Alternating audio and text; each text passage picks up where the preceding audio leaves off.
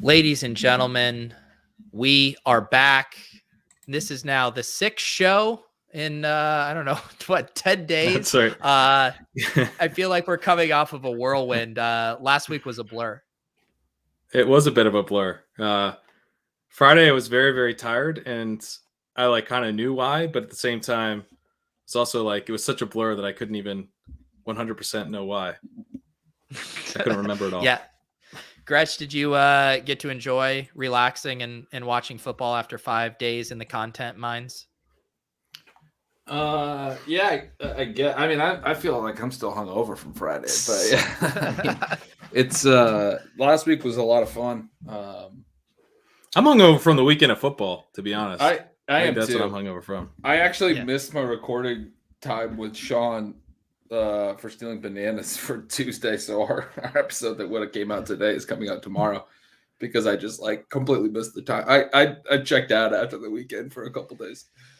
Kellen Moore made me question whether or not I like football anymore. That was a rough one. That was maybe one it was of those. McCarthy.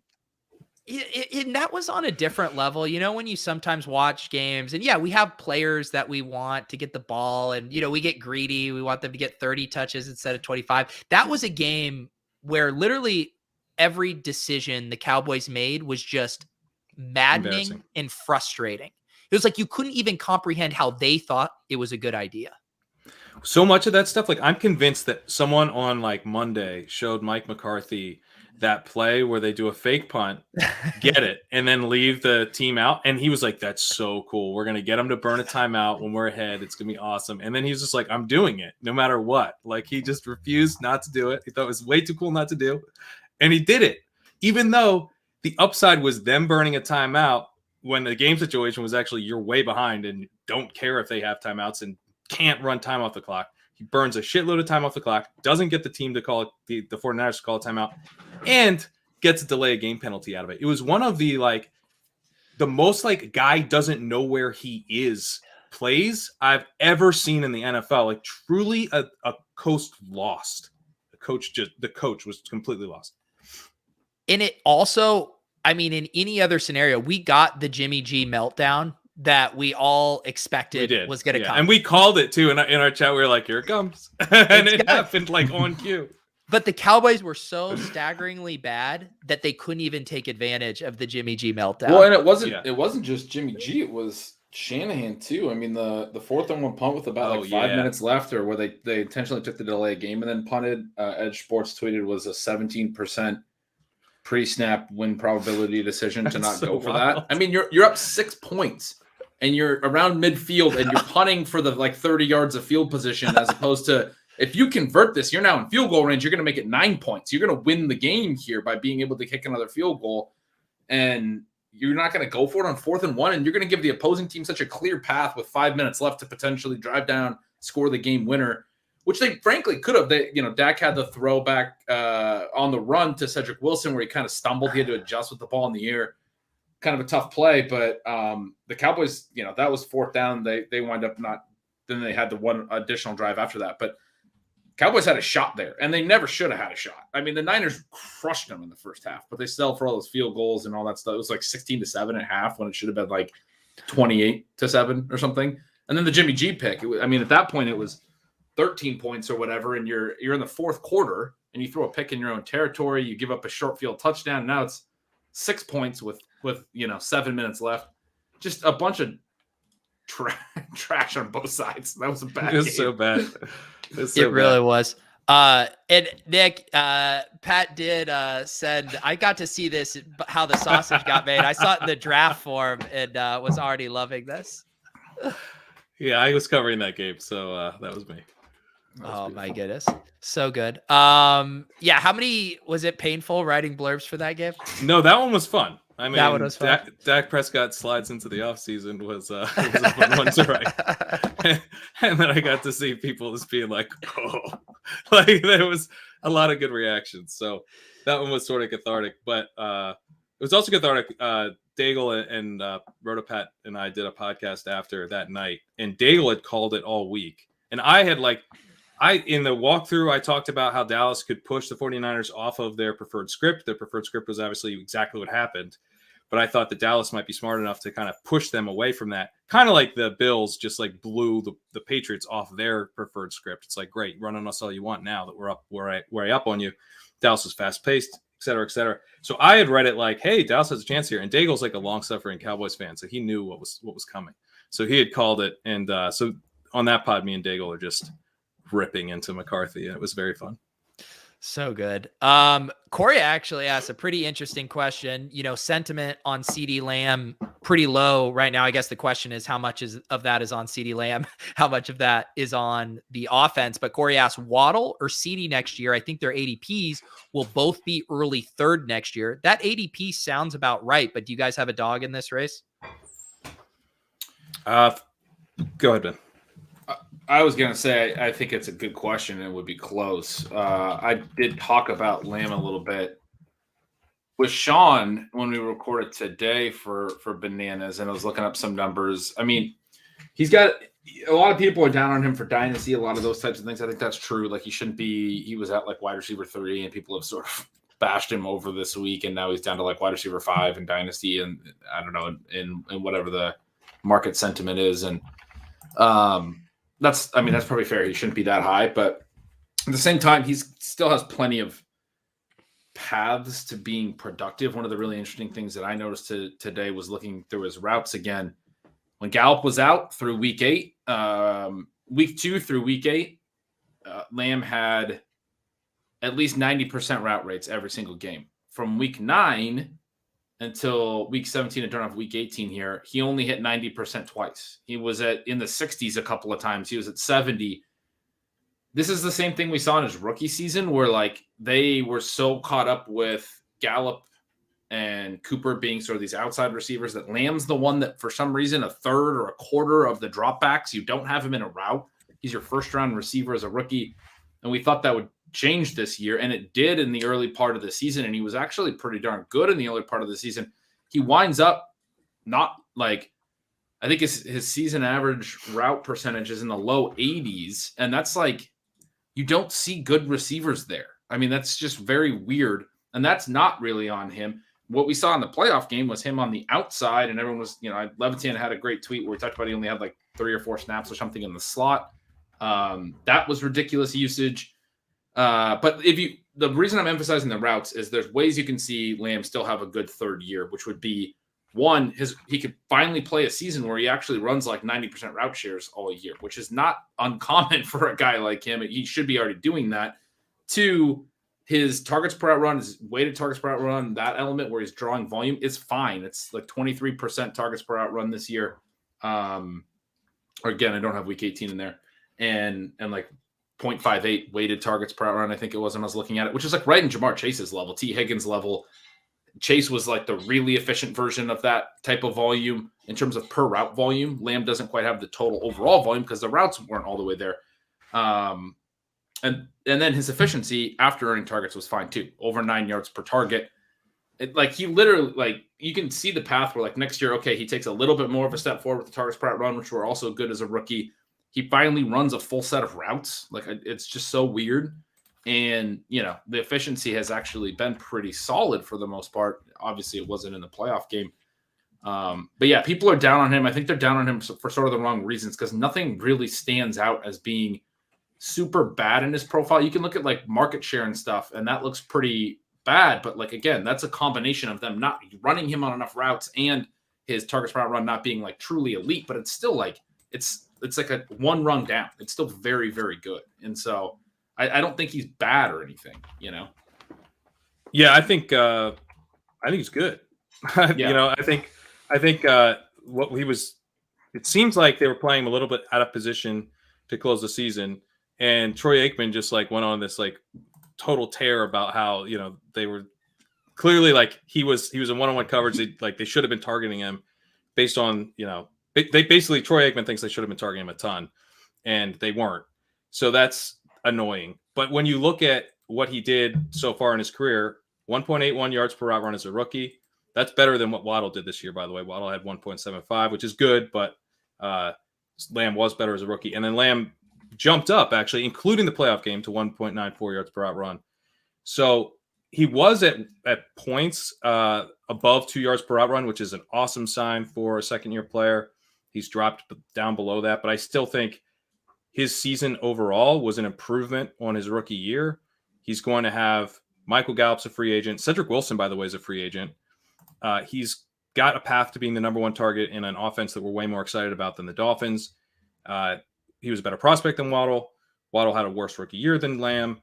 I think Waddle would do well to kind of become this year's version of Lamb. Like a lot of guys don't follow up with a second season as good as Lamb's. Like Brandon Ayuk actually had a very, very similar yards per route run to Waddle as a rookie. So I think you got to think about the upside and the downside of what the players ultimately going to become. And I think we're pretty confident that Lamb is good. It's just not, it might not all be perfect. And I think I'm going to guess, is there anyone who would say if Waddle and Lamb switched teams this year that CeeDee would not have had a very similar season to Waddle on that kind of volume? Yeah, I think you would have. And I mean, I don't know. And to flip it, I don't know if Waddle's season on the Cowboys production wise would have been that different from Lamb's. Yeah.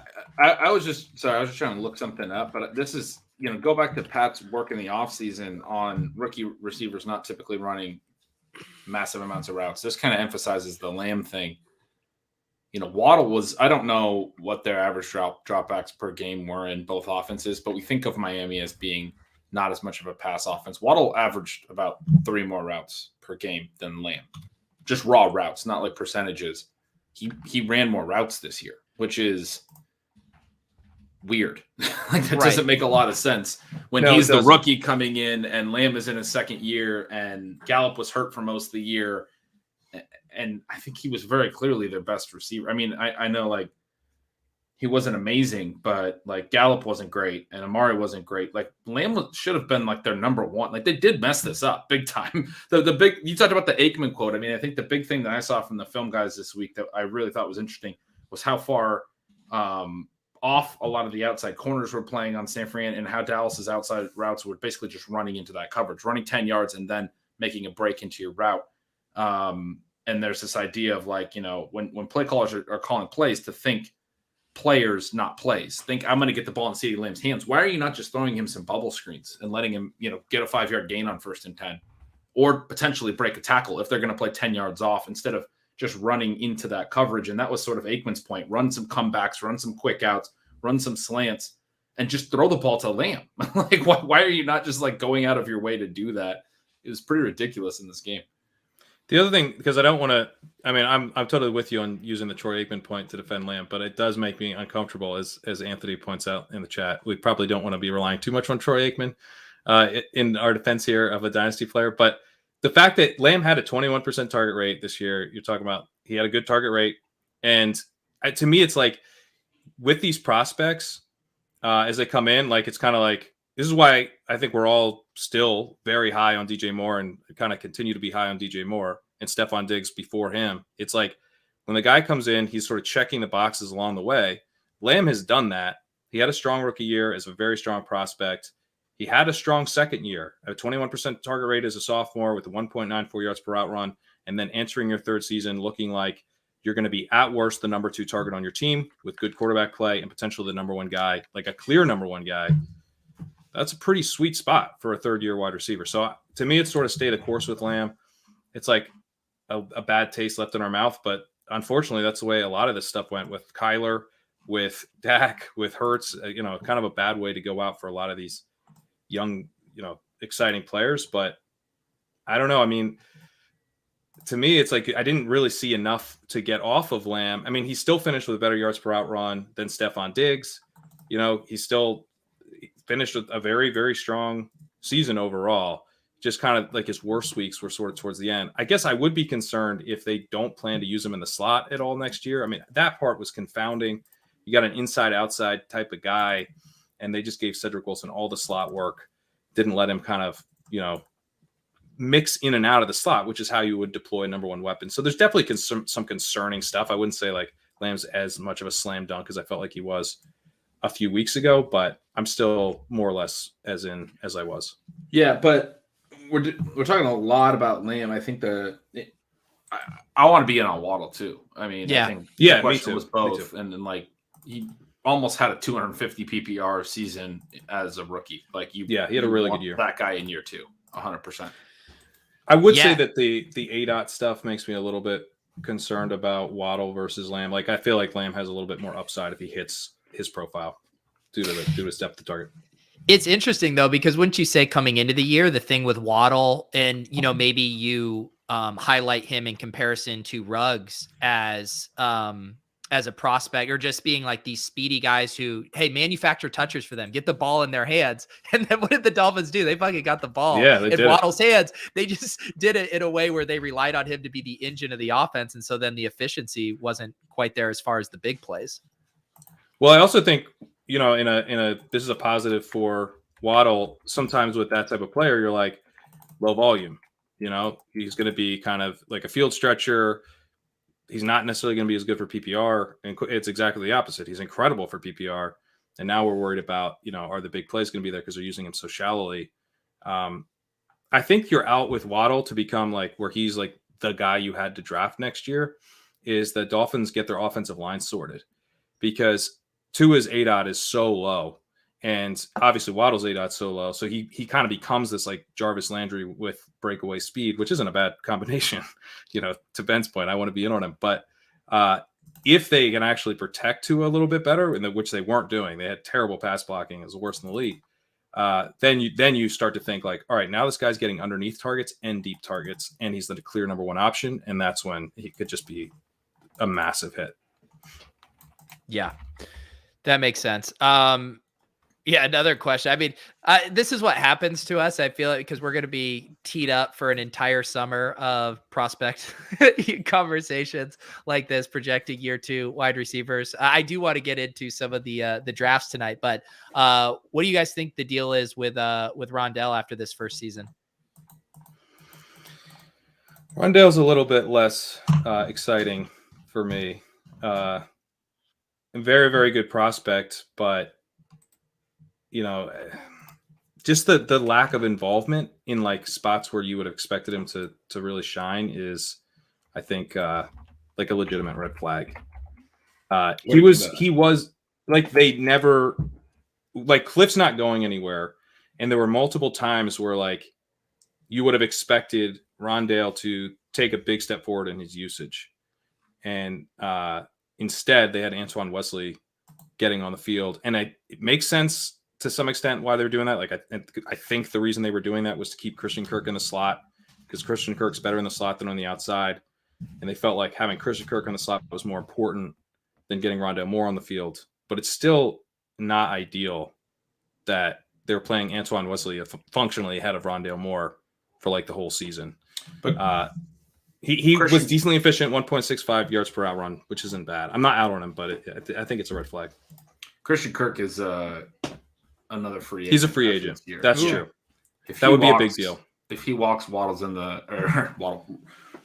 in the slot role. And I mean, I think you kind of have to expect that they will let him go. I mean, it's not like he was that great this year, but he's probably been good enough to earn some interest in free agency from teams that are trying to add to their receiver depth, right? I mean, he was pretty solid. He's pretty solid, pretty close to 1,000 yards. I bet he gets, at least like in the $10 million a year range for, probably a shorter term deal. But I don't think they would bring him back. Maybe they will, but I think he would wind up getting better offers from other teams than Arizona would want to give him, is sort of my read on that. And so if that happens, Rondale's in position to actually play, which would be nice. Yeah, it would be. It felt too, there were so many parallels to going and watching the Cardinals after watching the Cowboys too, where it was just like, I mean, some of those throws Kyler was making, and it was just, the team just seemed so broken. And it is crazy how I think we kept all wanting. I think I saw Tuttle, and I don't know if it was one of you guys talking about it. We're just like, we've wanted this team to get back to their early season form. And I don't know, have we discovered what changed for them early on? Because it's just been light and day from their first few weeks. My take in stealing signals at one point was that they were sort of the victims of their own success, which was to say that they were very efficient early. Kyler was playing really good football. And as a result, AJ Green was really productive. Christian Kirk was off to a really, really fast start. And I think they sort of learned the wrong lessons there, which was DeAndre Hopkins takes a lot of the coverage away, and those guys are able to win in single coverage and those types of things. That's very helpful, and then that's gone, and then you're in a tough spot. But basically, I think they should have been trying to develop Rondale Moore and actually trying to get playmakers at the receiver position, essentially. I don't think AJ Green's a guy that makes plays. I think he's a guy that was, sort of benefiting from plays coming to him for a lot of this year. He was good, and he was statistically very good.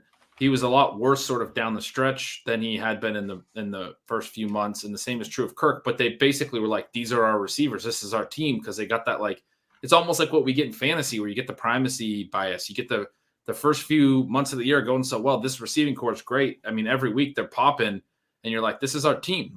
And then when it's not working, you're not evolving and you're like, it's going to come back. It's going to come back. Look how great it was early in the year. And then especially again, like I said, when Hopkins goes out, I mean, he's probably a big reason why those guys were having such a good start to the year. I do think Kirk is good. I'm not trying to talk down Kirk too much, but especially Green going in, making the trade for Ertz, late in the year, what are you doing? You're running routes with AJ Green, Antoine Wesley, Zach Ertz. Two of them are in wheelchairs. One isn't even an NFL player, and Christian Kirk is clearly your best receiver. Those are your four guys that you're sending out in downfield routes. I mean, Kirk's a good number 3, or maybe a solid number 2. He could be a number 2. Yeah. I thought he played well this year. I thought he kind of showed that he could be a legit number 2 on a team. But to be honest, the question here about DeAndre Hopkins, I think DeAndre Hopkins impressed me more when he was not out there than when he was out there, because you saw, okay, he was taking he was drawing downfield pressure clearly. Because once he wasn't there, it really hurt the offense. And the first week that he wasn't out there was Murray's worst week. I do think that Murray, I don't know why, but there is a clear, because he had an ankle injury. So I'm not sure why it seemed to have such a big effect, but his accuracy was never the same after the injury. He was playing, he just never got back to the same level of play post-injury. So he had one really solid week in week 17. Week 18 screws me up. Yeah, it was week 17. And then week 18, he didn't play well. His accuracy was decent. And then we all saw what happened in the playoffs. So he basically had one really nice week post-injury. I would think that maybe there's a chance that a fully healthy Kyler comes out of the gates a lot better, especially if Hopkins is back, which I guess he will be. Yeah. Yeah, I mean, we joked about the horizontal raid even, last year, but it was just every single read was, a 5 to 10 yard pass to DeAndre Hopkins. And it does seem like that was fundamental to their offense, at least for kickstarting things and opening up the bigger plays. Well, and you talk about this, the concept of the raid is the spread, right? And I think the thing that we see from the best offenses now is that you can't just have one good receiver or 2 good receivers. You need that 3rd, 4th weapon. Teams are spreading out more. They're throwing more. And especially now that the defenses have shifted more to allowing the run, the 2 deep shell boogeyman from this year. There's a lot more emphasis on defensively on actually stopping the pass. I think that depth at receiver becomes so much more important. That 3rd, 4th receiving weapon. You look at the Cowboys, right? I mean, they struggled in the playoffs here, but they're deep down to their 4th weapon. It's Dalton Schultz looks like a legitimately good young tight end. The Bengals are another one. When you have Tyler Boyd as the guy that's getting forgotten about that you can go to, or even Uzama has, he's probably a beneficiary of the other guys, but your top 2 guys are so good. And Boyd is also a really good number 3, frankly. Yeah, I think Uzama's actually just makes me more impressed with the top 3 guys. Yeah, when he goes off. That's probably the case. But you want that depth. You want 3, 4 weapons deep, I think, at receiver and tight end and downfield weapons. And then you go back to the Cardinals. And again, Christian Kirk is your number 1. And then you have AJ Green is your number 2 best weapon. That's where the problem was. When DeAndre Hopkins was your 1 and Kirk was your 2 and Green and Ertz are your 3 and 4, that can kind of play. But when you're trying to beat like complex coverages and you don't have anyone that can win, like that's a real challenge, right? Well, I would also say to Pete's point about the the horizontal rate stuff, like they were using Hopkins differently this year than his first year in the offense. First year in the offense, he had an 8 out of 9.0, which is the lowest of his entire career. He had never been below 10.8 before, and he previously, before that season, never had an 8 out below 12. He'd been a downfield wide receiver his entire career. Cliff Kingsbury uses him on a bunch of like little out routes and stuff. But then this year, he did have an 8 out of 13.1. So he's back to that downfield usage. And I think that's partly why he fell off in terms of the fantasy goodness. He had an 18% target rate, which is pretty solid, but not like amazing. His yards per route run fell way down to 1.76 from 2.25 the year before. So like you'd rather from a fantasy perspective have him just getting all of those targets, and he's still good enough to do something with them. But I think from like a real life perspective, he's actually adding more to the Cardinals offense than he was in 2020 in a sense. I mean, maybe in 2020 because he was all that they had, they couldn't have lost him. But I think that downfield element that he was bringing, which is what he does best, they really missed that when it was out of the offense. Yeah, that makes sense. All right, guys, can I interest you? I listened to Leone. He did an Establish the Edge podcast, and he was starting to talk through strategy for the round 2 FFPC playoff contest. And I had told myself, no, you're not going to do it. And then he started talking about it. I was like, I kind of want to build a lineup. Yeah, all right, let's do it. It is a little different because they've pared down the roster sizes. And so there's no kicker in defense, right? We don't have to fade any teams. Yeah. Exactly. Yeah. So we do get to remove soft fades from our lexicon at this point. I guess so. We haven't played this one nearly as much, which is funny because we get so into the other one, but then I think like there's kind of the hangover where we put so much in the first one we don't really even think about the second one. But because you don't have teams to fade, and because you don't have kicker and defense, you're basically just picking every team to advance like everybody else. So I would imagine you want to get a little bit more off the board. Yeah, for sure. And I think we talk about the recency bias heading into round 1. I think you even ratchet that up. I mean, what we saw last week, that's how people are going to play it, and then you can go through a few teams like the Bills. I still think people will probably split right between Allen and Singletary, with the Chiefs. People are probably going to split between Mahomes and Kelsey, but like the guys who crushed in round 1, people are going to let that ride. And then, so there is the idea of buying low on guys. And then there's also what's the new reality? Is Jerick McKinnon the bell cow back for a team that could go to the Super Bowl, and people aren't going to buy what they saw round 1? So to me, those are kind of where the edges are.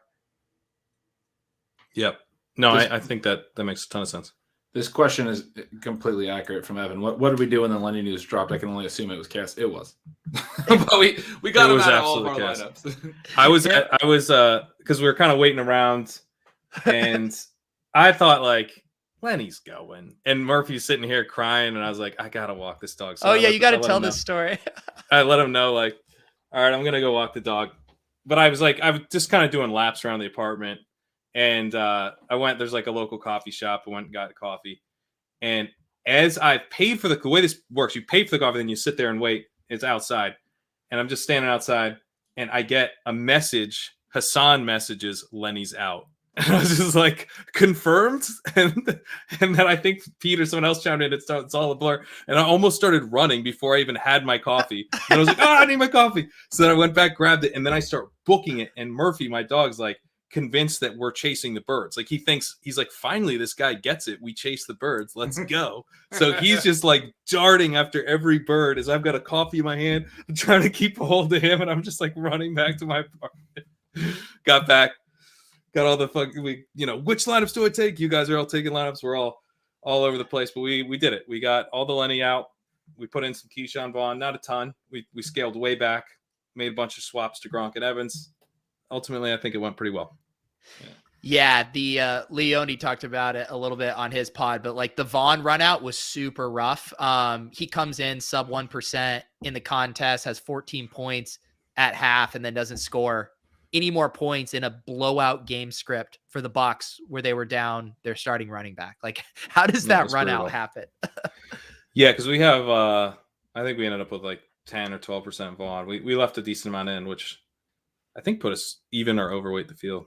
Way overweight. It was 0.047. Oh, 0.04%. I thought you said 14%, which is like, oh no, yeah, I thought it was more than I thought. Okay. Yeah. Wow. It was 0.4. Overweight the field. 0.47. Yeah. All right. Yeah, what did you guys, because there was a debate I saw in the ship chasing Discord right after that. I guess the more interesting question to me of the Leonard Fournette teams, how many of those do you think were intentional? Like Galbrain, if they make it to the Super Bowl, he comes back, yada, yada, versus I forgot to update my lineup after lock. 99% where I forgot to update.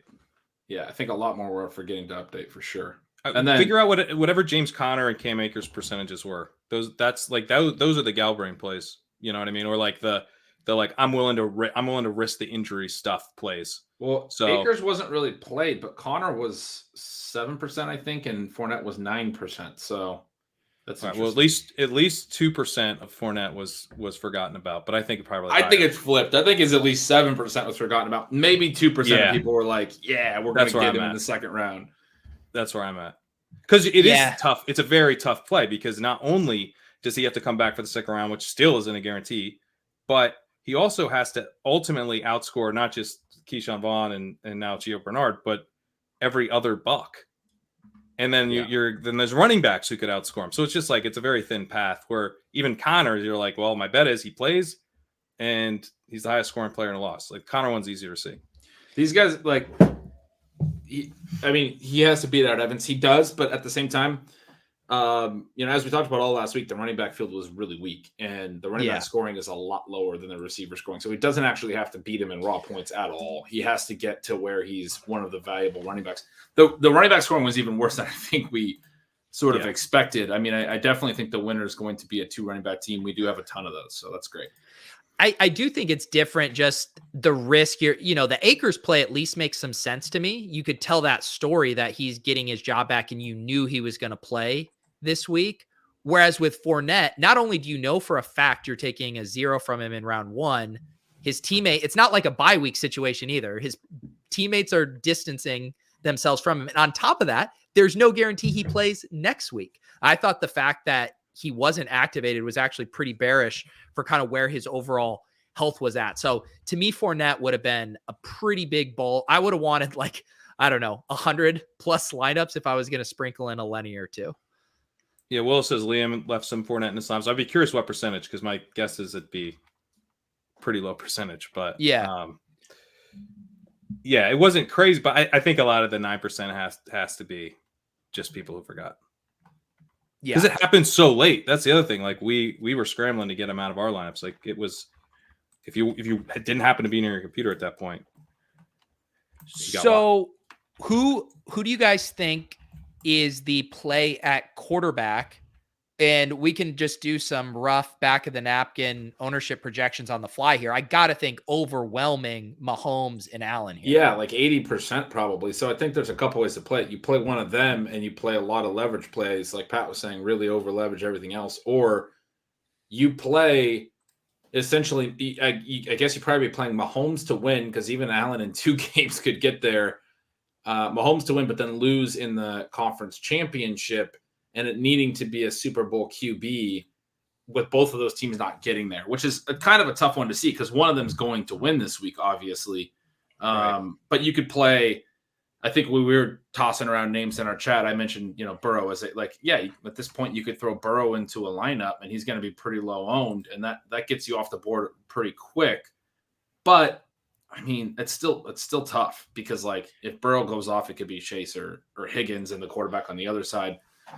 But yeah, I think it's one of 2 paths, sort of. You decide on the top 2 QBs or not, right? How about, I know doing quarterback first makes a ton of sense, but I feel like we have to jam our AJB over Henry here because, I mean, Henry's going to be massively owned at this stage. Yes. I like that. I honestly think that you don't have to say that you like it. I actually think that how bad the running backs. What's the that? running Pat? backs in round one? I think the running backs in round one are actually going to make Henry more popular, right? In a way, Right. you think maybe they make him less popular, but I think people just are thirsty for a good running back performance. Yeah.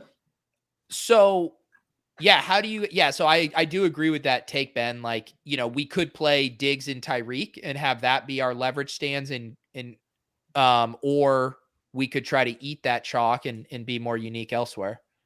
Brady, Willis says Brady at QB. Brady came in a little higher than we were expecting. I think he'll be probably the third QB, don't you guys? Maybe Rodgers. I could see maybe Rodgers.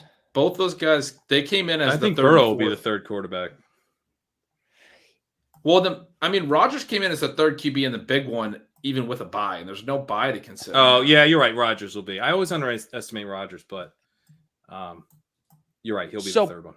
Then, Pat, rank in ownership the three Bengals of Burrow, Chase, and Mixon, because this is an interesting one. Chase, Mixon, Burrow, I think. Unless it just gets so gross at running back and you need Mixon. Which I guess it really comes down to, do we have Fournette? Because if we have Fournette, then you don't need Mixon, and it'll be Chase. But if you don't, it'll probably be Mixon. I would guess Burrow comes in at like 5%, honestly. Because I do think Mahomes and Allen, I don't know, Pat, you're the ownership guy, but I would guess Mahomes and Allen come in at like 80. Not 80, maybe 70, but then you have 10 for Rodgers, 10 for Brady, and all the other quarterbacks are going to be like 10 combined in my mind. Yeah, to be clear, like I feel pretty confident about my ownership stuff when I've actually like gone through and signed projections, and I haven't done any of that. So all I'm saying is just total guesses. No, I know. Yeah. Let someone toss in a play. Like AJ Brown jumped out to me as just like a super clean, obvious leverage play. What's another kind of must play that you would think based on? Higgins stands out. He had a horrible game. You just mentioned the three Bengals. I didn't mention him. Yeah. Like, he could definitely be the guy, though. Although we have Brown, so some of the Brown advantages, like if they get beat, he can be the guy in a one game, and I don't know if you want to pair them together necessarily, because then you're actually kind of hoping for a shootout. Yeah. The winning running back, or even potentially winning quarterback, if that team goes to the Super Bowl, could be the right move. Yeah, Mixon might make sense with AJ Brown. Yeah, he might. You probably want Mixon there. Yeah. Pat, who's someone you'd want to get in here? Well, I don't know if it makes sense to play him in here, depending on how much leverage we ultimately need. But the Rams had a minus 10% pass rate over expected last week. Could maybe think about Cam Akers. Okay, I thought you were going to say Stafford, but I wasn't listening close. I was like, God, I can't do Stafford. I like Akers. That play makes a ton of sense to me. What is your thoughts? I know he had the one catch for 40 yards. What is your take on Akers' pass game involvement in a negative game script in this spot? It's definitely like there's downside to it, but what we've seen from the Rams is that they have had a workhorse running back all year, and neither Darrell Henderson nor Sony Michel has been particularly great in the passing game. Michel's been better, but even then, Michel wasn't really getting work as a pass catcher when it was Henderson's backfield. So I think the reason to play Akers is that you really hope that they make a run, and by the Super Bowl, he's like 85% of the snaps, which maybe is a little bit, coming off the Achilles tear, but they played him 53% of the snaps last week. Like, they're not sprinkling him in. Yeah. And I think, I'm with you. The vibe I got from what I saw in his usage was they're ready to go, back to Cam Akers, bell cow, or close to it here. So in the main one, as we build this, I like the Akers play as well. In the main one, Mahomes did come in a little higher ownership than Allen, which surprised me a little bit. I do think that probably flips after Diggs wasn't. I thought Allen was higher. No, it was 25 to 23. I mean, they were like dead even. Oh, wow. In the 200, maybe in the 35, it was flipped, Pat. I don't know. But in the 200, I think it was 25-23 to Mahomes. I think that probably flips because Diggs wasn't as good and Mahomes' weapons were. And Kelsey's going to be a really popular play again, obviously. I kind of like with this, what we're doing. I mean, number one, we've already, I think, with the Akers play, gone off enough that we can take one of the main QBs. I would think Mahomes and then one of those sexy tight end pivots.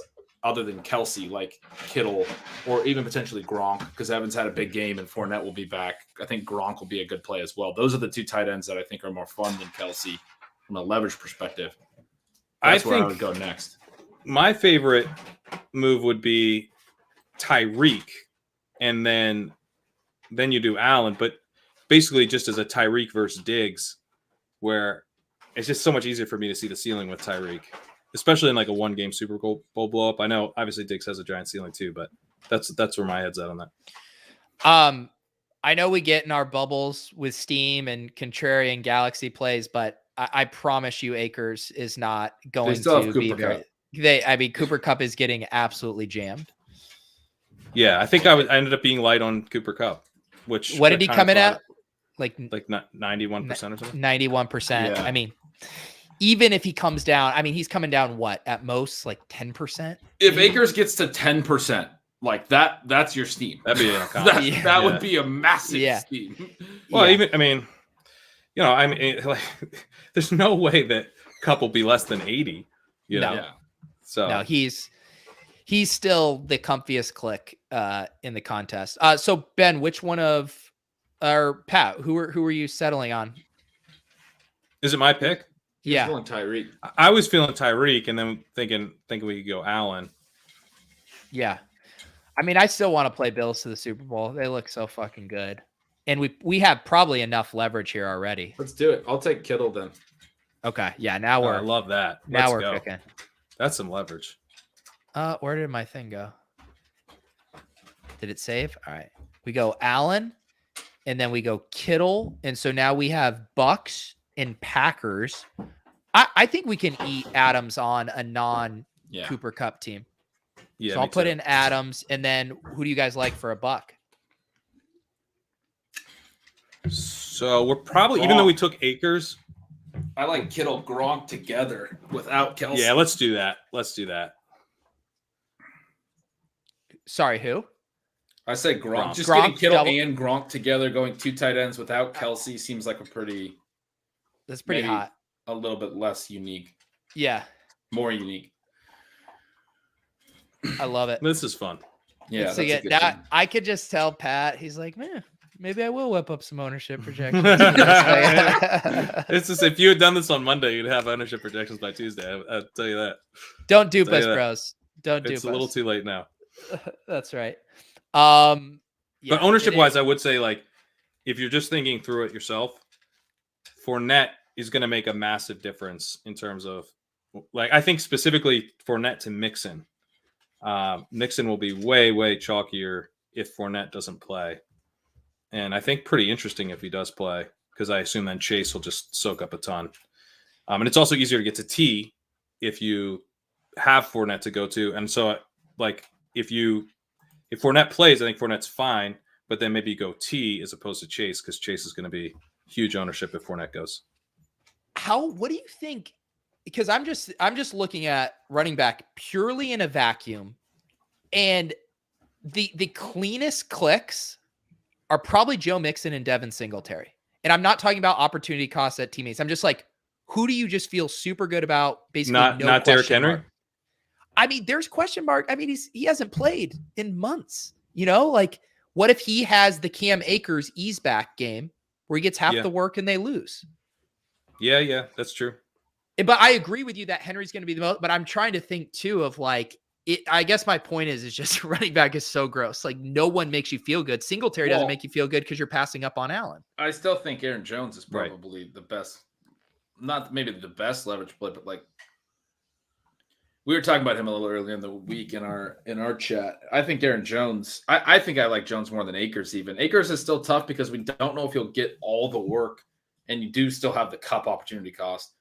And Jones is sort of similar with Devontae Adams, but we know Jones, like, I think he's probably going to be just as low owned as Akers, and he could come out and have a 3-touchdown game pretty easily, I think. Yeah. Yeah. He starts to get very interesting. And I think, I mean, Francis is saying in the chat just that, steam for Akers. I'm not really buying it, but I guess, like, you could maybe talk me into that he's 10 to 15%. But there's a 0% chance that Jones is is even 10%, I think, right? 10, Aaron Jones? Aaron Jones, yeah. No, because people are going to go to Rodgers in a way that they won't go to Stafford. So that's Adams might end up higher than Kupp in this one because he might. Did see the Rams. And people were already fairly interested in playing Rodgers from what I had seen and just like lineups being posted. Like people were on board with the Rodgers play. And I would say also how some of these games went. I feel like most people feel pretty confident that the Packers are going to the Super Bowl. And so now they're saying, can I get, 3 games out of Rodgers? Yeah. People talk shit for the comment about who's tackling AJ Dillon in the freezing cold. Like I completely get that stance, but that's why no one's going to play Jones. Jones gets air yards, dude. Like he runs routes. Like he had a game earlier this year, I think, where he caught 3 touchdowns, right? Like you get him on these like sprint out down by the goal line plays. I think he had a couple of sprint out touchdown receptions in the same game. The one where he scored a bunch of TDs. I mean, that's like we've talked on the show a lot about not getting caught up on who the wide receiver 1 is on a team and looking at players independently. This is a backfield where I would say don't get caught up on who the running back 1 is. They don't have a ton of playmakers. Those are like 2 of their 3 best players on offense. Obviously, Allen Lazard is like pretty good too, but they don't really have like a second receiver. It's like Devontae Adams, and then they're going to find ways to use their running backs. And I just look at Aaron Jones independently and say, like, he can easily catch a 25-yard touchdown. He's done that multiple times this year. Yeah, he had a game back in week 2 where he had 3 receiving touchdowns, and he had a rushing one. He had 4 TDs total. That was before Dillon came on. I get all that. I've been a huge Dillon fan all along. But Dillon can have a good rushing game, and Jones can still be the guy who eats up touchdowns with some routes, actually, receiving stuff on top of some rushing. So this is kind of the 2v2, right? If you're trying to not eat chalk at double spots, what pairing do you like better? Cam Akers with Devontae Adams or Aaron Jones with Cooper Kupp? I like the Jones Kupp side personally. I like the Akers Adams side because while I think like I guess that both can work, but I think you kind of need the loss with Green Bay for the Jones side to hit. Like I just don't have any confidence because not only are you going up against Adams with Jones, you're going up against Rodgers. So in a Super Bowl run, those Rodgers teams might be like super stacked. I mean, they're going to be in this contest. They're going to be super stacked with skill players from every other team. They're going to have a really good skill player opposite Rodgers in the Super Bowl. I think you're going to have a tough time. I mean, maybe you have Josh Allen and Aaron Jones, but I still think that Jones is a big dog to outscore those guys over a 3-game run. So I guess like with Akers, and maybe it's a thinner bet to happen, but I do think like we are seeing the signs, and we've seen this a couple different times with Sean McVay in the playoffs. They just convert. He's lost faith in his quarterback. He's just going to become this like run heavy team, and they're going to play power football through the playoff run. So the hope is that Akers pays off because they're actually building their offense around the running game, and they're winning through the running game, where I don't think you're going to see that really the same way with the Packers. And if you do, that's AJ Dillon, not Jones. Yeah. And I do feel like there's always a little bit more of hopium with Aaron Jones, and that we know he has the ceiling. No one questions that he can pop off for a 3-touchdown game, but those are less frequent, where I think it's a little safer to project Cam Akers' role just growing into 20-plus touchback in this game. And then maybe the game script breaks in your favor too. I just think there's maybe more outs for Akers than there are necessarily for Aaron Jones, but maybe that's wrong. I don't think that's wrong. I guess my counter, I agree with you on the TD thing too. My counter a little bit would be like Dan makes a good point here that running backs are the soft fade spots. You don't use many points at running back. Adams isn't at that huge game. I think Pat, your point that you kind of want to play the Packers to lose is right. I think you do want to be playing the Packers to lose. But I mean, I just pulled up his game log as I was looking up the 3 TD thing. Like Jones, like even like week 16 and 17, he had 12 and 8 carries, but had over 65 rushing yards in both and caught 5 passes in both. So you're going to get like 13 to 15 points, even if he doesn't score. He didn't score in those games, and then he scored the 2 weeks prior to that. I mean, go back and look at his game log. Like he's in double digits every week. He's in the 15 range every week. Last week in this contest, there was like 3 or 4 running backs that were played in this that scored in double figures. Singletary, Jacobs, Elijah Mitchell, and Joe Mixon. I mean, Keyshawn Vaughn was sub 1%, and he got into double figures. Some of the other running backs were sub 1%. Should have had 30. 2%. That's it. Like none of the other running backs even scored. I mean, now we have Henry, and Mixon potentially could have a bigger game or whatever. But I think 15 points out of Aaron Jones could get it done. I'll also say everything you're saying about Aaron Jones, and to some extent, just like the safety of him getting there. I think he's a much better play than AJ Dillon, and the stuff about AJ Dillon in the cold, and like I do really struggle to see AJ Dillon being the guy over a 3-game stretch, and maybe that's a lack of imagination because I guess maybe they just steamroll teams for 3 weeks, and he scores twice in the Super Bowl or something. But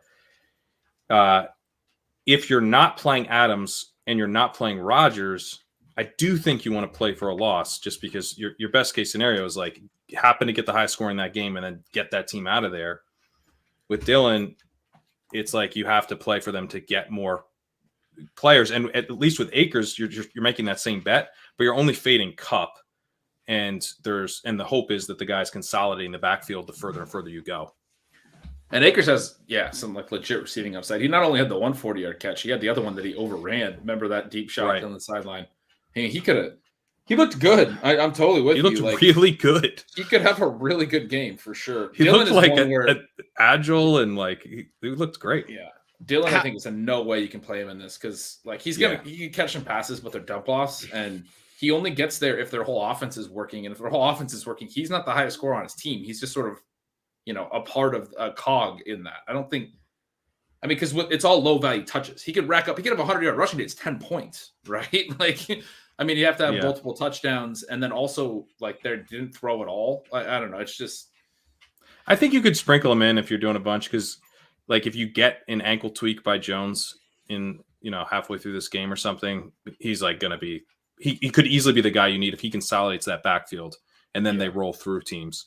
But it's like, I think it's a pretty thin play in like a small portfolio. Somewhere at home, there's someone who's firing 150 lineups into this second chance contest, and they say, thank you for permission to sprinkle in a little AJ Dillon. So this is another kind of one of the big surprises from wildcard weekend was Jerick McKinnon's involvement. I asked Pat, I was asking Davis, I was like, were there any reports on this? And it seems like there really was nothing other than Darrell Williams not being 100% that would have indicated this was in play. Yeah. And like Darrell Williams was, I think he was questionable coming in, and then it was like, he's active. Like it didn't seem like, game time, like, oh man, like it's going to be a problem for him to get through this game. It all seemed like a pretty normal sort of questionable tag. So I don't know. It was a surprise, but McKinnon, talk about a guy who looked good. He looked great. Yeah. Ben, what was your take on what we saw from McKinnon? Confusion. Basically everything you just said. He looked great. And we kind of, the best ball shares are loving it. This was the thesis of the play in August, all that kind of stuff. I think we drafted him. They're still going. Our NFC team that crushed. I think what? Jerick McKinnon. That would actually be a fun contest, right? An entire season best ball contest. Super Bowl double points. That includes the playoffs. So now, and then you would probably see people, really overweighting the really good teams, right? Just because they're trying to get that extra, which would probably create some really interesting ADP values. Like Bengals stacks would have crushed because they would have been sort of underweight. The idea that they could have won the AFC North and got to where they did. And then you're getting a second playoff game. I love this idea because it makes you have like a rooting interest with a team, not just players. Yeah. Everyone would stack even more, which is like would be good. Yeah, you'd have get to. People sniping stacks, and you'd stack the running back and the quarterback even more. Like you'd stack the whole. Yeah. And then the other thing you could do too is you could have a prize after the regular season and then a prize for the full season. So there were still people who kind of in dynasty, you know how some people can build short term, some people can, have a 5-year window that they're building toward. It's like you could decide, am I going to engineer to try to win the regular season play where I don't care about it? Or am I trying to go for the full season where I'm building through, Super Bowl contenders? That would be really fun if you had. What if you qualify for a tournament? You qualify for the regular best ball tournament. Yeah. And then you have that regular best ball tournament. But while that's going on, you're also still competing to qualify for the playoff tournament. So all of your teams like that didn't make the first tournament aren't eliminated. They're live for They're still live. And they go through and they're still fighting. And like maybe you auto qualify if you qualify for the first one, but then there's still additional teams that are going to qualify for the playoff tournament. That would be fun because then it would just like even your teams, because how often do we say that, right? Where even the team we drafted with Davis, right? We were like, holy shit, that team got so good. It had Jonathan Taylor, Devontae Adams, and Elijah Mitchell on it. We're like, why couldn't we have had this in the playoffs where if there was a format like this where, hey, no, we still get them. Yeah, exactly. There's this question here from Philip who joked about Kendrick Bourne being the play. Yes. It was Sean. And for those of you who remember when we had him on, we referenced how when he was on in the summer, he gave away, Drico mentioned in winning the FFPC best ball that he picked Sony Michel late because Sean mentioned on chip chasing the Sony Michel play. And so we were referencing that during that same stream last week. And then later in the stream, Sean gave away the key play to the FFPC contest. Did we play the key play? No, we did not. Did anyone? No, none of us listened to him in his sports almanac, but he had it and it was right again. Sean and he even joked on Stealing Bananas about what am I going to come on the show and, ruin my EV because the Sony Michel was the Drico pick. And so, of course, it was Kendrick Bourne. And like usual, we all were like, oh, that's funny, Sean. But he was right. Good one, Sean. Yeah. Good one. 2 touchdowns. What about a real nice play to have? 777 and 2 touchdowns. So we have Kevin asking about T. Higgins. I do think we could flesh that out a little bit more because we were talking about the big 3 for the Bengals. Kevin says last week he saw a bit of Hayward and Chase was on fire. Cincinnati was heavily condensed too. So I know just from your willingness to put Higgins in this lineup that you still are leaving a light on for a big game here. Yeah, absolutely. We're leaving all the lights on. All the lights are on. T. Higgins is awesome. This passing offense can be incredible. He dropped a 40 burger like 4 weeks ago. All the lights are on. Yep. Yeah. I'm excited for that. How do you guys want to talk about the recency bias that you were talking about? Like literally week 16, he went 12, 194, 2 against Baltimore. He had a 362 game in week 17, didn't play week 18. And now in week 19, he has the 1 catch. And just before week 16, he had a down game week 15, but he had a 3-game stretch of at least 114 in every game. He's a better yards per out run than Tyreek Hill this season, including the playoffs. Yeah. I mean, he's elite. He's been incredible. Yeah. Play T. Higgins. Ryan's got it. T. Higgins, unironically, an alpha play. Yeah, absolutely. Alpha and play. I mean, I would rather play Chase, like if there was no such thing as game theory or whatever. But there is. So T. Higgins is going to be an absolute smash. And even if there wasn't, he'd still be someone you want pieces of. Yeah. I guess the one thing, if you play Higgins, are you hoping for a Bengals loss? Are you okay with Higgins with 2 Bengals games here? I don't think you need a Bengals loss. Yeah, you're fine with 2. Because the other thing is let's say, Chase outscores him in this game. Because Chase is a favorite to outscore him in every game they play. Yeah.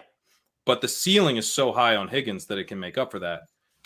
If Chase outscores him against the Titans, okay, well, he's getting the Bills or Chiefs next. And that game could just be an awesome shootout. They've had a really interesting dynamic this year where it's been sort of one or the other. And I think that's just like a small sample, sequencing, all that stuff we talk about. It's very probable, in my opinion, that both guys could have very similar stat lines. We just have not seen it a lot at all this year. Like Chase has really blown up recently and for a stretch in the middle, Higgins was blowing up. Chase early in the year. They've been sort of one or the other, but imagine a scenario where they both have 80 to 100 yard games and Higgins just gets the TDs. Like normal teams that have 2 really good receivers, which this is that team. And the other thing, just thinking about the construction for the playoff contest. So we ended up in that lineup we just built a little while ago. We put Mixon in because we thought he paired with AJ Brown better. I do think Higgins would be the perfect guy to play opposite your Derrick Henry.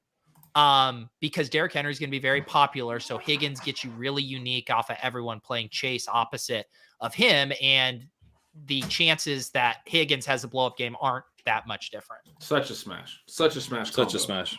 Yeah. And if we don't get Fournette, then I actually think Higgins might be the best play in the entire tournament because it's so hard to get to him. Like you're gonna have to do something uncomfortable to get to Higgins, but you can't deny that he isn't a very, very strong play. Like leaving aside Chase, because you're saying all that. If we don't get Fournette, people want to jam Mixon. You have to play a lot of Mixon. I mean, Mixon is so much easier. So you're definitely playing Henry, and then I guess you're playing Singletary. I guess you could go Akers or Jones, but now you're like, all right, well, if I'm playing Akers or Jones, am I really going to play Higgins? I want to play Chase. So if you can figure out a way to do it, and we don't get Fournette, like if he has you'll win the whole thing. If he has the big, I was messing around with some lineups in our chat, and all of them had Jones and Higgins. Those are like the two that I want both of them. Like that, those are the two big leverage. And then obviously like Kittle and Tyreek, those ones are I think very obvious leverage ones. But I really like this idea of Jones and Higgins being guys that I wouldn't. Maybe this is wrong, but I don't think I would play Kittle and Jones together because I kind of feel like Kittle's the same thing where you're playing for a loss because they're just running their offense through Debo now. Yeah, that's fair. I think that's fair. Yeah. Real quick here, and then I think we should close it with an underdog draft. But Sam asking about the Debo-like touches for Chase. Sam asking if that was something new. I definitely hadn't seen any of those kind of end-around manufactured carries for Chase. No, that was awesome. Yeah, I think it's great. Do you think it was intentional of like we're gonna save this wrinkle for the playoffs, or that they were just like the offensive coordinator's a light bulb just finally went off? Oh, we should get our best player the ball a lot. I mean, I don't know if necessarily intentional as much as maybe they're game planning and going, what are some new wrinkles we can show? Here's a good idea. They gave him 7 carries over the course of the year. They gave him 3 in this game. So obviously it was a higher rate. He had about 1 every 2 games during the regular season or a little less than that. And, I mean, maybe it's something they had back pocketed or maybe it's something they were just game planning and they're like, yeah, this would be, maybe they saw some on film, for the matchup and maybe the Raiders were giving up big chunk plays to receivers on end arounds. I don't know if that's at all true, but it could have been. But it might just be something. I would guess that they were like, we want to put a new wrinkle into our offense that they haven't seen yet. And I mean, I think it's super bullish on the Bengals again to just like that's the kind of stuff we're complaining about with CeeDee Lamb at the top of the show. Like they are like Jamar Chase is an incredible athlete. Look at whatever look what Debo's doing. And like look at these teams that are actually intelligent. Let's just get the ball in our athletes' hands and let them do some things. Yeah. They know. I mean, today there was a quote. They're like, "You seem like you have more of a deep element to your passing game. Like please elaborate on why that is." And the coach was just like Jamar Chase. So they get it. And the other thing I would say, I think it's probably more of the wrinkle for the playoffs thing because we saw the Bengals at various points pack it in and play really run heavy. And then we saw them at other points just like go to the pass. And those other points specifically being the Ravens and the Chiefs game, which were the incredible Burrow explosions. The concern with them is always like, were they protecting Burrow because their offensive line is very bad? And maybe they were just like, we need to just get through the regular season, not get Burrow hurt. And we're going to go run heavier than is ideal to do that? Or do they not really get that they need to push the pedal to the floor with the passing game? They had a 9% pass rate expected on 1st and 10 against the Raiders, and they had a 5% pass rate expected overall against the Raiders. The Raiders are a run funnel. You could have easily seen Cincinnati play it like very, very balanced. They didn't. They played it pass heavy. I think the Bengals are totally live to win the Super Bowl. Like I think they have a legit chance with this type of passing game. Like as powerful as passing game is, you just need to get really hot and you could do it. It's obviously they're not like one of the favorites, but I don't know. I mean, if they like lean into this in a way that Dallas completely leaned out of, if they kind of go the other way and I love the point about CeeDee Lamb where they're identifying Chase. I think they have a really, really high ceiling. They lost Larry Ogunjobi this week, right? Which was kind of tough. I completely agree with you, but like the defense would be the concern. I mean, it's almost like they'll be like the first year that like they're definitely the upstart offense. Like the first year of Mahomes. Wait, did they win the Super Bowl in their first year? You know how like a lot of times the hot offense. They won in his second year. He was an MVP and then the Super Bowl. Yeah, so they lost in the MVP year, right? So it's like you run into a good defensive game plan in your first really good offensive year, and your D's not good enough yet. And we see a lot of offenses that happen to in the playoffs. I think that could be sort of ultimately their fate. That's probably what'll happen to them. Yeah, I completely agree with you, though. I like them too. They're hot. You guys want to put some of these ideas on our feet here with a Mitten draft? I do. All right. And also I should say just part of our extreme Cowboys tilt. So that incredibly gorgeous early team that we drafted where we had the Mahomes premium double with Kelsey and Hill. We had Dak and Amari and Pollard. That team failed to advance because of the Cowboys, even with the big Mahomes and Hill game. So just a devastating run out. Thank you, Dallas Cowboys, for that one. Yeah. Make sure you're hire Kellen Moore as your new head coach. It seems like what could go wrong? So if anyone wants to hop in a Mitten draft with us right now, we will. I have not done any of these. I think actually I did one on Splash Play with Spags, but I am not in the weeds on how these are going. Is this same kind of concept, same rules, like one team advances? Yep. Exact same structure as the last or actually sorry, this is the Mitten, so 2 would advance as opposed to the 6. The gauntlet is just 1 advances and the Mitten is 2. Got it. So we did draw the Influencer 101. It's already interesting here because earlier in the week it was Adams and Kupp at the top, and I've seen Allen now and Mahomes must be coming up here. Do you guys have a take on who you think is the number 1 overall pick? Oh, is it? That's good to know if I'm wrong on that, if it's just 1 this time. Thank you, guys. Just 1 this time. It's probably Adams, right? You get the home route to the Super Bowl. Can we get Rodgers on the way back is the question. Because if you're not getting Buff and KC, like now your quarterback has to be like Burrow or somebody that you're picking to get there. My guess is Rodgers doesn't make it back even without the stack. What if we take Adams and then stack the Bengals? Okay. Yeah. I like a Cincy Green Bay Super Bowl pick. And we could always get Dylan. I was thinking like you could play. I mean, Kupp's rough, but you could consider like I don't know what I was thinking. It's if these QBs are going 2-3, like it's actually interesting because they play each other. Like one of you guys. Well, if we get immediately, I mean, if we have like Burrow and Adams, like I feel like I'm taking those 2v2s over whoever they get in the second round. Yeah, and it's interesting too. You see how people set up their stacks because at least in the first set of these, basically 3 to 4 teams, their first 2 round picks were stacks of some sort. Whereas now when it gets a little bit more spread out, I wonder if we're still seeing that quite as much.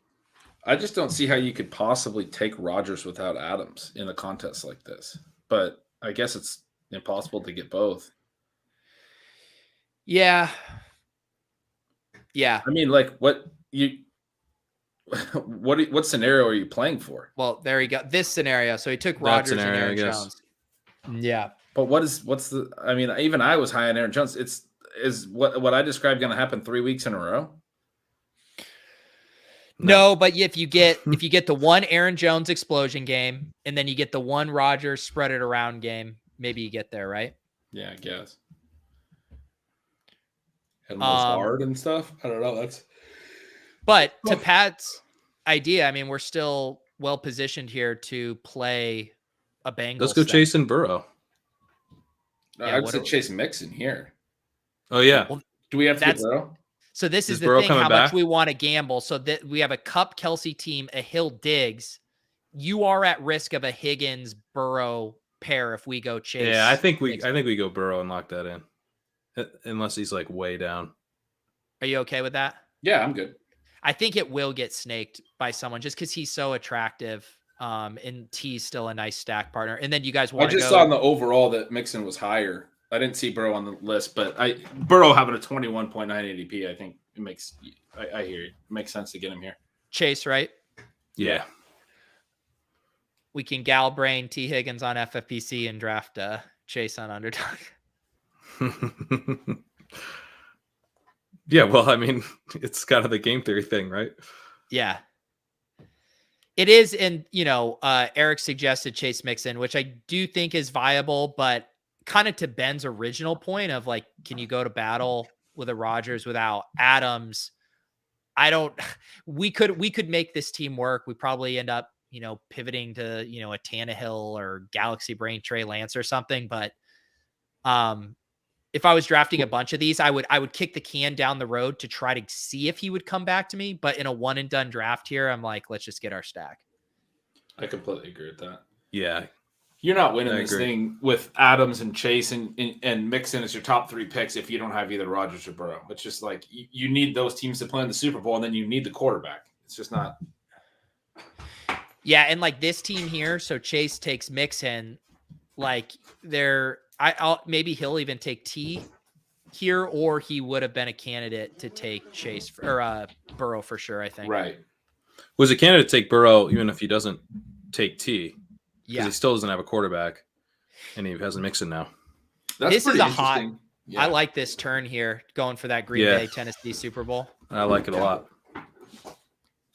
So we weren't a fan of the Rodgers pick, but it kind of worked out. It does work out with the Henry AJ Brown picks. That's a good call. So I was inverted here. Gonna kick quarterback down the road. Probably gonna go for a Trey Lance. I would or Jimmy G. Maybe both. Maybe just grabs both at the end. Stafford was, I think, pretty clear sign he would have taken Burrow. Yeah. I guess he gets that Kupp stack, but you'd rather have the Mixon, I think. So we can go the double with T. Oh, let's do it. T and who? So, yeah, I'm just going to put T in the queue AJ for now. Dillon. Let's go Dillon. Yeah. That's the perfect Okay, pairing, that's what right? I was thinking. I just was – when you said double, I thought you meant 2 more Cincinnati picks. I was stoked for getting Higgins and Dillon. Yeah. Yeah, that's perfect. I think it's beautiful. Yeah, you're saying the double that's because great. we already have Chase. That looks great. Oh, my God. So it's our Joe Go here. We're both rooting for the Packers win, and then we. Joe goes to the chat. I like that we didn't like Joe Go's team, and then we came around on it, and then we realized he was in the chat. No, now that we got our fan. Bengals premium double, we're good. Yeah, everything looks better now that our team is good. So yeah, Fritz here, going with the Buffalo stack and then playing Tampa Bay and then Akers. Pretty nice value there, I think, on Akers. KZ doubling up on quarterback. So he does have the QB running back stacks for both the Bucks and Tampa. I was inverted, kind of still honing in. He's kind of best player, other than now he has 2 Chiefs and 2 49ers, I guess. How many rounds are these? 10. I was inverted when in the first 2 rounds. I mean, I don't want to. I don't know anything, but Hill Diggs is something I don't think I would do because they play each other, right? Yeah, it is. You're trying to advance. I guess it narrows a little bit just when there aren't as many games and the potential ceiling you're getting there. But then when you factor that in, plus not getting the quarterback stack with it, it does start to not seem as attractive. His advance rate, though, could be fairly nice, right? Like his first place equity probably isn't as good, but his advance rate is probably just as good. Mm-hmm. So what's the strategy here for our team moving forward? Because, like, are we trying to now just, like, get a better advance rate with this team? It's threading that needle, right? It up? Yeah. So I think we could definitely introduce another team if we wanted. Boyd is here, which is kind of a no-brainer. Yeah, but so MVS at this turn. I'm just going to put them in for now. I mean, we probably should think if we're going to we probably need a little more running back help if AJ Dillon doesn't do that much this week. Akers already went. Mm-hmm. Akers went. What do you guys have any I mean, Gio is probably the help you advance guy, right? I mean, Darrell Williams, if he really was hurt, I mean, he's not in a game with either of these two guys. Or Gio. Gio could win and play 2 games. Yeah. I would look for a guy that's not in a game with the Bengals or the Packers. I think I'd take MVS and then maybe just take him and figure it out later. Because these are all just kind of dart throws. Yeah. Yeah. Hope saying that these drafts have been hard to set up stacks. And that makes sense too. Just with concentrated teams, it's hard for people to get out of each other's way. I mean, we are set up with Green Bay now. Obviously, we just have the one running back. That could be a problem. But Green Bay, the points are coming through MVS, Dillon, or Adams. I mean, I guess Kupp could ruin our lives. But, I feel like or Aaron Jones. But we have, we've got all the scripts covered. You know what I mean? Yeah. No. Unless they just fail. Let's see here. Mikkel says, imagine not starting Chase and Mixon. Imagine telling me who's our quarterback on that team. The other thing that's nice about it is, and no surprise that we devalued running back, but we can now stack, right? If we want to take some darts on some of these running backs here, we might be able to double tap running back here if these guys keep slipping. Well, would it make sense to go Darryl McKinnon? Or do you need more out of your last round picks? McKinnon already went. Yeah, McKinnon went. Yeah, he would have been a nice pick. He went in round 4 to KZ. Oh, wow. That was okay. That makes sense. I just didn't realize he'd gone. Ricky answering an interesting question. I think this would be maybe losing in the NFC Championship or AFC Championship, but I don't think you can take zeros at quarterback 2 times. Maybe you could take 1-0. In the Super Bowl, you get a mega team there and you're just jacked up everywhere. I don't know. I think it has to be I guess you could do it if you had Tyreek and Adams, if those, I mean, I guess that's or maybe Kupp and Adams, or not Kupp and Adams because those two couldn't make the Super Bowl together. But however, it would have to be maybe Kupp and Kelsey. Maybe that would work. The problem with it too is it's just even hard, even without the quarterback, to get all those studs. I mean, it dries up quickly. And if you advance in that scenario without Tannehill, then you're playing other teams that advance that presumably. Right. Oh, well, you also have Tannehill. They have Tennessee stacks that are dead. Is that the idea? I got it. Yeah. So Gio does go. Thank you, KZ, for sniping him. I'm fine. I think Darrell with a team like this makes a ton of sense. Yeah, I'm good with it. Where are you guys at on? I mean, I think we should probably take another. I mean, Foreman or Vaughn. I mean, we don't probably want to do Foreman in this game. Yeah, I think it's Vaughn.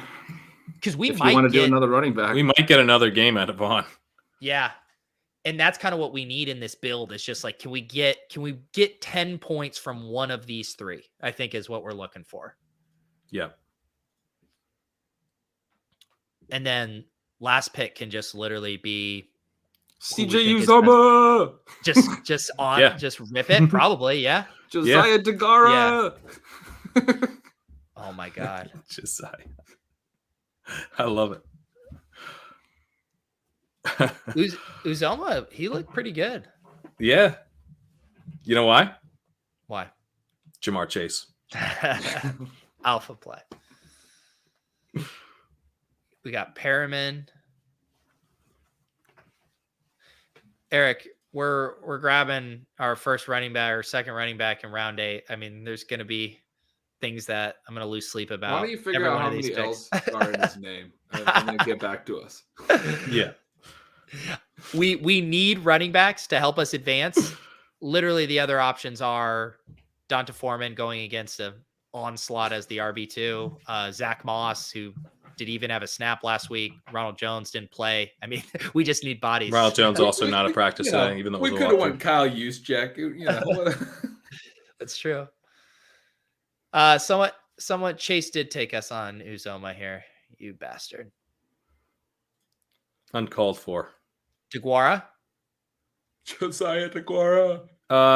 Is there a better Is there a Kansas City receiver because we did play Daryl. Like, we're kind of playing them to beat the Bills. Is there like a Pringle or a DeMarcus Robinson? Yeah, I'm into that. I think DeMarcus Robinson's there. No, DeMarcus is there. Oh, DeMarcus is here. It's right at the top. He's terrible at football, but it works. Yeah, and because we don't have a dog in the KC Buffalo. So no, I'm just saying Cyril like, Grayson Guevara run might not be routes? ideal. Was he playing for Tampa? Is he another option? I didn't check. Cameron Brate. I mean, since we have Keyshawn, I'm just thinking of like rounds 1 and 2. Cameron Brate can score a TD. We pull up Grayson. Cyril Grayson wasn't targeted. Did Tyler Johnson go? Scott Miller, it looks like, played more. He ran 4 routes, so Cyril Grayson's out. I like that you liked that. No, that was a different kind of ooh. Ooh, that's pretty bad. Okay. I like this team. Little Cincy, Green Bay, Super Bowl. I think we'll be in very nice shape. Yeah, I mean, looks pretty good to me. Yeah, well, I think probably our biggest concern is next week running back, right? Oh, because we don't have the other. I mean, we need KC. We want KC to beat Buffalo. Right. But I'm saying, like, if Fournette does come back, like, our perfect scenario is Fournette doesn't play, we get another similar game. But then if Fournette comes back next week, now Vaughn is dust. Who knows what's going on with that? I mean, we need AJ Dillon to carry us next week. Yeah. The only other thing I would have maybe pitched if I would have thought through this better is I generally like having a running back tied to my quarterback on these to the Super Bowl. So I would have probably suggested just tossing in Pirine and I was laughing at Ethan's comment. He wrote fucking Pirine for the last round. I should have. That's actually a good suggestion. Yeah. Fuck it, Pirine. Yeah. I think if I would take the Pirine over Robinson, but otherwise I think it's a fun team. Me too. That's great. We should have done that. We're never playing Robinson. Even if he catches a TD, we've got such good receivers. That would have been the last pick. Yeah. All right, guys. Hopefully that scratched your action itch tonight. Any final words from you guys? I'm doing the walkthrough, writing it tomorrow. Check it out on Friday. Nice. Gretch, stealing bananas. Anything else? No, I'm trying to catch up on sleep. I started playing NCAA Football 10 this week. So SMU, I read an Eric Dickerson article this week that was really good. And now I'm going to bring SMU back to the glory days of the 80s. So, yeah, I mean, it's a big week. I don't know if I'll have time for, all the things that I need to get done. Football season ends and Gretch turns into a 17-year-old stoner playing video games. Yes, exactly. All right. As Evan has found my vocal tick when I say, all right, guys, that means the show is coming to an end. I immediately go, all right, I guess we're done. All right. I have a very busy day tomorrow getting on a flight in the afternoon. So I am going to call it a night, but where are you going? I can't just say you're getting on a flight to where? If I was able to disclose that, Ben, I wouldn't have to be getting on that flight. No, I'm going to Lake Tahoe with my college buddies. We rented a place. We're going to watch the divisional round games, play poker, just hang out, all the good stuff. That sounds awesome. Yeah. So enjoy it. Excited for that, but we will be back next Wednesday. Are you a skier or snowboard or anything? You're going to hit the mountain? I do like to snowboard. We're actually not planning on it. We're just, because this is our DGen weekend. We normally go to Vegas for it, but we said, why don't we just get a cabin that has a hot tub and a poker table and watch all the games? Yeah. Cool. I did want to give a shout out to Eddie in the Ship Chasing Discord. Let me know that season 3 of Dead Eyes is live, which I did not know. And it's a great podcast. Season 3 of Dead Eyes. Excellent season. I actually downloaded those. I was hoping to catch it on my plane tomorrow. So we love Connor Ratliff. All right, guys. All right. I need to stop saying that. We will see you guys next Wednesday.